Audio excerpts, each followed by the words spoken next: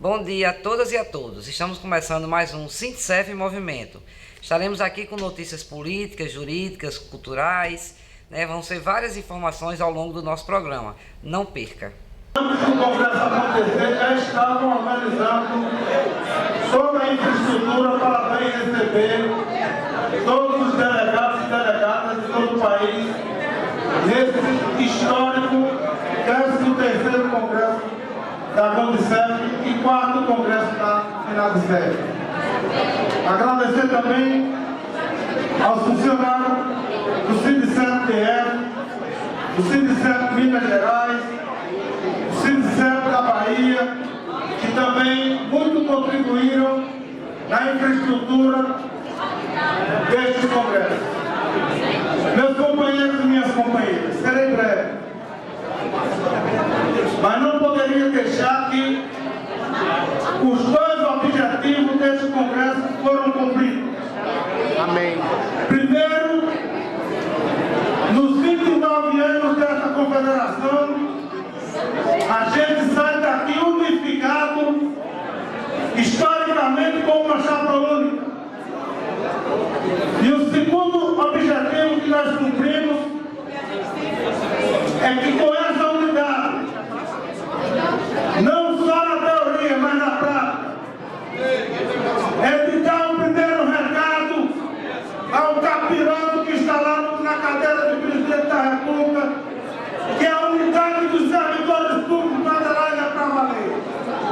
E que não vai ter arrego no enfrentamento do dia a dia para enfrentá-lo e desmontar a sua tentativa de retirar direito e destruir os serviços públicos e vender a preço de banana às nossas empresas estatais.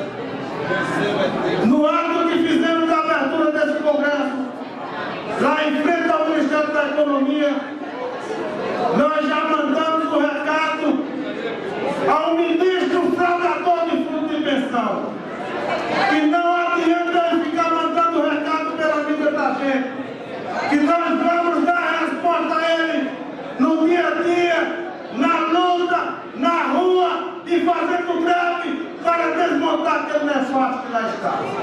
Essa unidade serve para dar esse recado para esse governo. Portanto, meus companheiros e minhas companheiras, o dever de ofício que nós estamos assumindo aqui, com esta unidade da base da nossa confederação, é para valer. Ao retornar do seu local de trabalho, digo aos nossos pares, aos nossos companheiros e companheiras, que foi eleita uma gestão com o outro sentido de defender os serviços públicos e defender a categoria e a sociedade e principalmente a democracia do nosso país que está em risco. Eu sou Raiza Pina, jornalista da Condicef. Estou aqui com o Valmir Vieira de Andrade, advogado da Wagner Associados. Obrigada pela presença, Valmir. Ele vai nos esclarecer algumas dúvidas que os servidores públicos federais têm depois da promulgação da reforma da Previdência, que aconteceu na terça-feira passada. Foram 9 meses de trâmite ali no Congresso, um tempo maior do que o governo esperava, que queria aprovar no primeiro semestre, mas mesmo assim uma PEC aprovada muito às pressas e que, diante dos debates que aconteceram ali, de tantas emendas colocadas ali, de tantas discussões entre os parlamentares, ficaram várias dúvidas de como que vai funcionar agora as regras previdenciárias, especialmente para o regime próprio. Queria começar perguntando, Valmir, o que você destaca dessa reforma? Bom dia, Raiza, tudo bem? Bom dia a todos que nos acompanham ao vivo. É uma grande satisfação estarmos aqui com a entidade parceira do Escritório Wagner Advogados, a Confederação dos Trabalhadores no Serviço Público Federal, essa entidade tão representativa, de tanta luta e que também teve um desempenho muito importante contra essas mudanças da reforma da Previdência. Não foram poucos os esforços envidados para que esses prejuízos aos trabalhadores, em geral, e servidores públicos, não fossem implementados. Infelizmente, teve essa proposta de emenda à Constituição, que iniciou com o número 6 de 2019, e culminou na promulgação da emenda constitucional número 103 na última terça-feira, que foi publicada dia 13 de dezembro. E as mudanças realmente elas são muito prejudiciais aos trabalhadores em geral e também para os servidores públicos. Cada vez mais o governo federal ele aproxima INSS com o regime próprio de previdência social dos servidores. Inclusive prevê que será extinto o regime próprio dos servidores. Eu gostaria de destacar a respeito do mito do déficit da Previdência, inicialmente. Dados da CPI da Previdência e da Anfip demonstraram resultados da Seguridade Social que foi superavitário até 2015, na ordem de 820 bilhões. Também a mesma CPI da Previdência e Anfip apontam que entre 2000 e 2015, um acúmulo de quase 615 bilhões retirados da Seguridade Social via DRU, sendo que uma PEC, 619, proíbe que DRU incida sobre receitas das contribuições sociais destinadas ao custeio da Seguridade Social. Um outro aspecto extremamente preocupante colocado na emenda constitucional 103 é uma desconstitucionalização das regras da Previdência. O que isso significa? Que através de lei complementar e outras formas de legislação, o governo federal poderá fazer modificações nas regras da Previdência sem a necessidade de ser através de proposta de emenda à Constituição. Isso facilitará futuramente a mudança das regras. Raiza, você me encaminhou algumas perguntas formuladas por servidores públicos e até mesmo algumas sobre INSS, e a gente observa que algumas pessoas, por exemplo, que vão ter que se enquadrar nas novas regras da Previdência, faltam 5, 8, 10 anos. Na resposta que a gente profere a respeito dessas adequações necessárias, de acordo com essas regras, a gente dá uma estimativa. Mas há um risco muito grande de, com essa desconstitucionalização dessas regras, até as pessoas forem completar esses requisitos, talvez já tenha uma lei complementar, modificando idade, modificando o tempo de contribuição, elevando ainda mais. Não há como se dar um direito líquido e certo, um direito adquirido, que essas regras elas vão perdurar por muito tempo, porque de certa forma foi desconstitucionalizado as regras. O que está na Constituição é de forma provisória e poderá advir uma lei complementar ainda radicalizando mais essas exigências para concessão de aposentadoria. Já desde o início gostaria de destacar que a emenda constitucional 103, ela preserva o direito adquirido. Ou seja, todos aqueles que completaram os requisitos legais de acordo com as regras anteriores têm o direito adquirido a se aposentar por aquelas regras da forma como estava previsto, tanto na emenda constitucional número 41, emenda constitucional número 47, emenda constitucional número 70. Então, quem implementou os requisitos através das emendas constitucionais que ainda estavam vigentes, tem direito de exercer a qualquer tempo esse direito.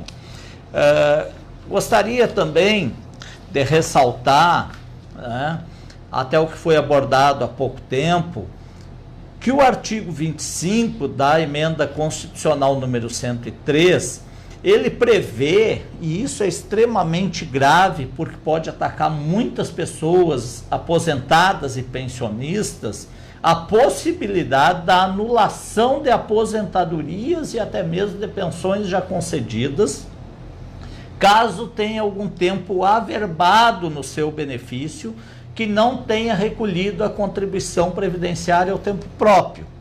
Um exemplo muito comum disso é a averbação do tempo de serviço rural.